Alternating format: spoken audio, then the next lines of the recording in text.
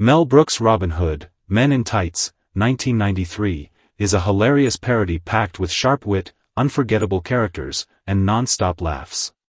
From clever references to past Robin Hood films to unexpected casting choices and behind-the-scenes surprises, this comedy classic has more hidden gems than you might think. Here are 15 things you didn't know about Robin Hood, Men in Tights. Before Robin Hood, Men in Tights hit the big screen, Mel Brooks had already taken a shot at parodying the legendary outlaw. In 1975, he created When Things Were Rotten, a comedic TV sitcom that put a farcical spin on the Robin Hood tale.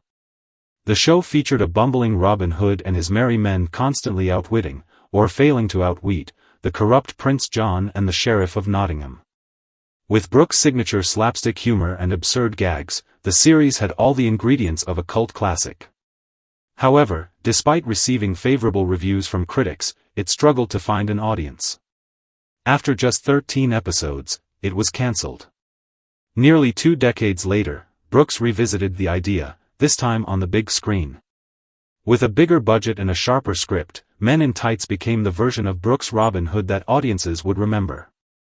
While When Things Were Rotten faded into obscurity, it remains a fascinating early attempt at the same brand of humor that would later make Men in Tights a cult favorite. One of the most unexpected contributors to Robin Hood, Men in Tights was Evan Chandler, a Beverly Hills dentist with no prior screenwriting experience. His journey into Hollywood began when his 11-year-old son, after watching Robin Hood, Prince of Thieves, suggested that the movie deserved a parody. Inspired by the idea, Chandler decided to take a leap into filmmaking. As luck would have it, one of his patients was J. David Shapiro, a professional screenwriter known for his work on TV sitcoms. During a dental appointment, Chandler pitched the concept of a comedic Robin Hood spoof, and the two began developing the script together. Their work eventually found its way to Mel Brooks, who saw potential but made significant rewrites to sharpen the humor and tailor it to his signature style. Despite Chandler's brief foray into screenwriting, Men in Tights became a cult classic. While he's best remembered for his controversial personal life, his surprising role in shaping this beloved comedy remains a little-known Hollywood fact. Sean Connery, no stranger to the Robin Hood legend, was eager to return to Sherwood Forest in Robin Hood, Men in Tights. After making a brief but memorable cameo as King Richard in Robin Hood, Prince of Thieves, 1991, Connery approached Mel Brooks with an unusual request. He wanted to reprise the role, but this time, dressed in full women's attire. Brooks, known for his love of absurd humor, was immediately intrigued by the idea. The thought of the legendary James Bond star donning royal gowns and pearls for a comedic twist on the character fit perfectly with Men in Tights' over-the-top style. However, there was just one problem: Connery's price tag. He demanded a hefty $1 million fee for what would have been another brief appearance, making it an expense the production simply couldn't afford. Instead, the role went to Patrick Stewart, who delivered a hilarious and memorable performance. As a playful nod to Connery, Stewart even spoke with a Scottish accent. While Connery's version of King Richard never happened, the mere thought of the suave, commanding actor in a royal dress remains one of Hollywood's most amusing what-if moments. One of the most iconic lines in Robin Hood, Men in Tights comes when Cary Elwes, playing Robin Hood, confidently declares, "Unlike some other Robin Hoods, I can speak with an English accent." This was a direct jab at Kevin Costner, whose performance in Robin Hood, Prince of Thieves, 1991, was heavily criticized for lacking a proper British accent. However, not all audiences would understand the humor behind this joke, especially in non-English-speaking countries. To make sure the gag still worked, the line was cleverly rewritten for different regions. In Germany, it became, "Unlike other Robin Hoods, I didn't cost the producers $5 million, referencing Costner's hefty salary. In France and Italy, it was changed to, "Unlike other Robin Hoods, I don't dance with wolves," poking fun at Costner's hit film Dances with Wolves. Meanwhile, in Hungary, the joke shifted to a more physical comparison: "Unlike Kevin Costner, I have a shapely bottom." These adaptations show just how much effort went into ensuring Men in Tights retained its satirical edge, no matter where it was viewed. The result? A timeless joke that took on new life across different cultures. Music has always been a key ingredient in Mel Brooks' brand of comedy, and Robin Hood, Men in Tights was no exception. Apart from The Night is Young and You're So Beautiful, Brooks personally wrote all the musical numbers in the film. His knack for blending humor with catchy melodies is on full display, particularly in the film's signature song, Men in Tights, which perfectly captures the film's ridiculous and self-aware tone. However, while the cast energetically performed these musical sequences on screen, the singing wasn't actually theirs. Instead, professional vocalists were brought in to dub over the actors' voices. This was a common practice in Hollywood, especially for comedic musicals where exaggerated performances took priority over raw singing talent. One of the most notable voice replacements was Arthur Rubin, a seasoned singer who provided the vocals for Robin Hood's parts. Rubin had previously worked with Brooks on The Producers, 1968, making him a trusted choice for the film. Though audiences may not have realized it at the time, this behind-the-scenes trick helped give the musical numbers their polished, theatrical quality, adding another layer of charm to Brooks' comedic masterpiece. When Mel Brooks decided that Robin Hood, Men in Tights needed a leading man with both charm and comedic timing, Cary Elwes was the perfect choice. With his swashbuckling role in The Princess Bride, 1987, Elwes had already proven he could mix adventure with humor. However, there was one small problem: he didn't believe the offer was real. When Brooks personally called Elwes to offer him the role of Robin Hood, the actor thought it was a prank. The idea of a legendary director calling him out of the blue seemed too good to be true. Assuming someone was messing with him, Elwes hung up the phone without a second thought. Brooks, unfazed, immediately called back to assure him that it was indeed the Mel Brooks on the line, and the offer was completely serious. Once Elwes realized the opportunity in front of him, he eagerly accepted. The rest is comedy history. His performance as the smug yet lovable Robin Hood became one of the film's biggest highlights, proving that sometimes, the best opportunities really do come from unexpected phone calls. When casting for Robin Hood, Men in Tights, Mel Brooks wanted a physically imposing yet comedic actor to play Little John. One of the first names that came up? None other than wrestling superstar Hulk Hogan. At the time, Hogan was transitioning into Hollywood, having already appeared in Rocky III, 1982, and Suburban Commando, 1991. His larger-than-life persona and undeniable screen presence made him an interesting choice for the role. However, when offered the part, Hogan declined. Instead, he chose to star in Mr. Nanny, 1993, a family-friendly comedy where he played a tough guy-turned-babysitter. With Hogan out, the role of Little John went to Eric Allen Kramer, a seasoned fight choreographer and actor. While not as famous as Hogan, Kramer brought the perfect mix of strength and humor to the part, making the character one of the film's standout performances. Looking back, it's hard to imagine anyone else in the role. Meanwhile, Mr. Nanny flopped at the box office, proving that sometimes, even the biggest stars don't always make the best career choices. At one point, Mel Brooks toyed with the idea of bringing Kevin Costner into Robin Hood, Men in Tights for a surprise cameo. Since the film was a direct parody of Robin Hood, Prince of Thieves, 1991, having Costner appear, even briefly, could have been a hilarious moment of self-awareness. However, there was one major problem: Men in Tights doesn't just poke fun at Prince of Thieves, it mercilessly roasts it. From mocking Costner's complete lack of an English accent to making fun of his film's dramatic tone, the entire movie is essentially a long-running joke at his expense. Given how much Men in Tights ridiculed Prince of Thieves, Brooks ultimately decided that bringing Costner on board might not work. Instead, Cary Elwes delivered the now iconic line, "Unlike some other Robin Hoods, I can speak with an English accent." That moment became one of the film's most famous jabs, ensuring Costner's Prince of Thieves would forever be linked to Men in Tights, even without his direct involvement.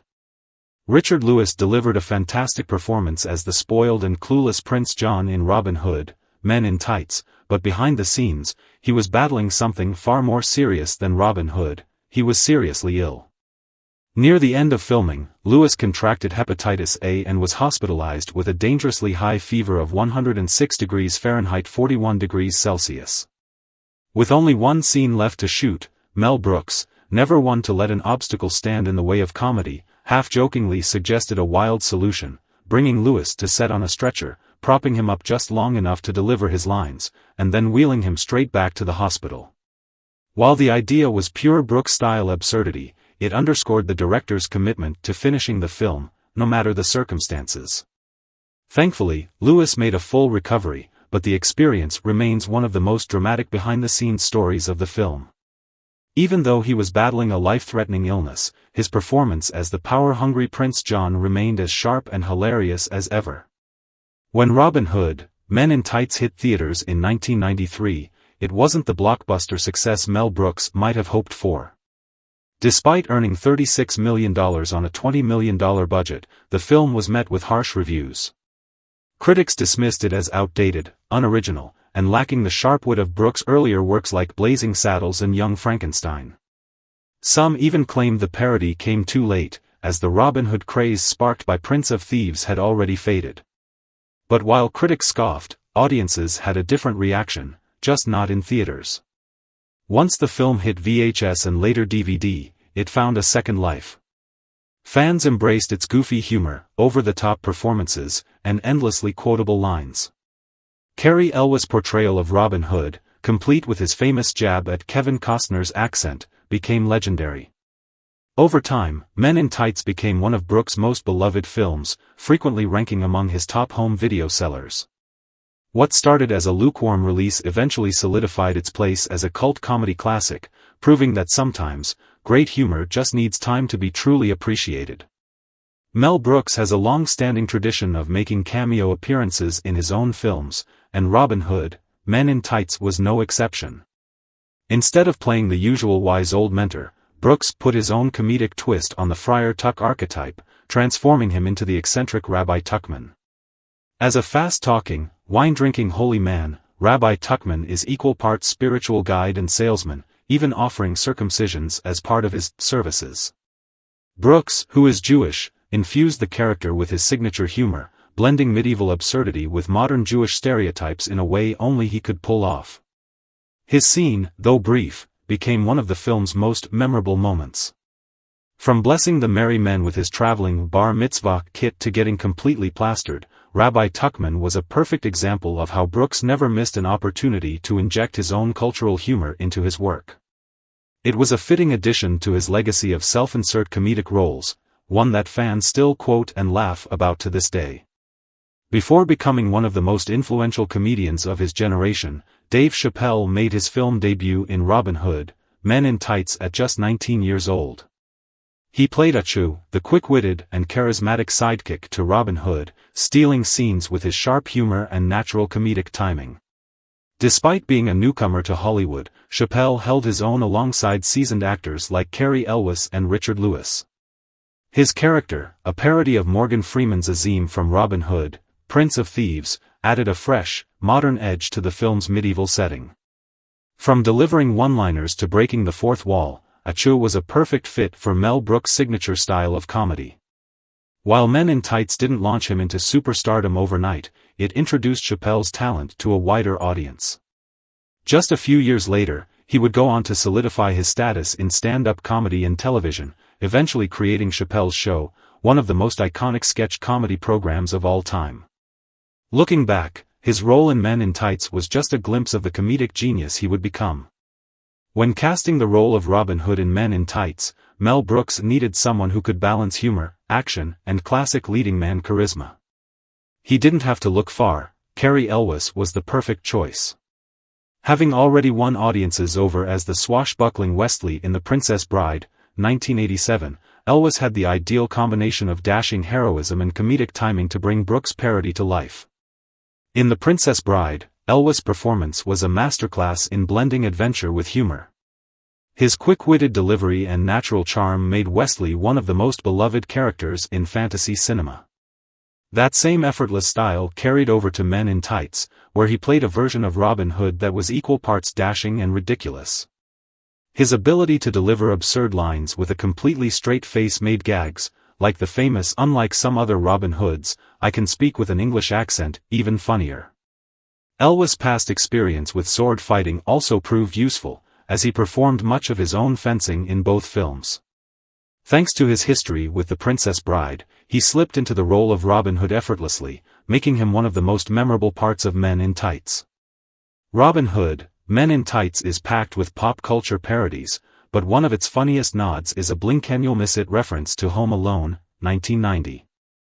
In one scene, a young boy lets out a high-pitched scream, slapping his hands to his face, perfectly mimicking Macaulay Culkin's famous reaction from the Christmas classic. The actor behind this brief but hilarious moment was later recognized for roles in Quest of the Delta Knights and the Disney series Teen Angel. His cameo in Men in Tights was a subtle but effective way to merge medieval comedy with modern humor, something Mel Brooks mastered throughout the film. This Home Alone gag was just one of many ways Men in Tights broke historical accuracy for the sake of comedy. From anachronistic sunglasses to characters using modern slang, Brooks made it clear that nothing, not even time periods, was off-limits when it came to delivering laughs. The Home Alone scream remains one of the film's funniest Easter eggs, proving that even Robin Hood could take a lesson from Kevin McAllister when it came to reacting to danger. One of the most unexpected and hilarious moments in Robin Hood, Men in Tights is the Sherwood Forest Rap, a musical number that throws historical accuracy out the window in favor of pure comedic fun. In the middle of a medieval adventure, the merry men suddenly break into a synchronized rap routine, complete with choreographed dance moves and modern slang, proving that in Mel Brooks' world, even the Middle Ages weren't safe from hip-hop. This anachronistic moment is a perfect example of Brooks' signature comedic style. Throughout his career, he was known for blending different time periods and genres to create something completely unique. From cowboys singing show tunes in Blazing Saddles to Dracula rapping in Dracula, Dead and Loving It, Brooks had a knack for taking audiences by surprise, and the Sherwood Forest Rap was no exception. While it might seem out of place in a Robin Hood parody, that's exactly what makes it so brilliant. By inserting a modern rap song into a medieval setting, Men in Tights reminds audiences that history is only as serious as you make it, and that sometimes, even legendary outlaws need a little rhythm. Even after all these years, Robin Hood, Men in Tights remains one of the funniest and most quotable parodies ever made. Whether you're a longtime fan or just discovering it, the film's humor and charm are timeless. Which fact surprised you the most? Let us know in the comments, and don't forget to like and subscribe for more behind-the-scenes movie facts.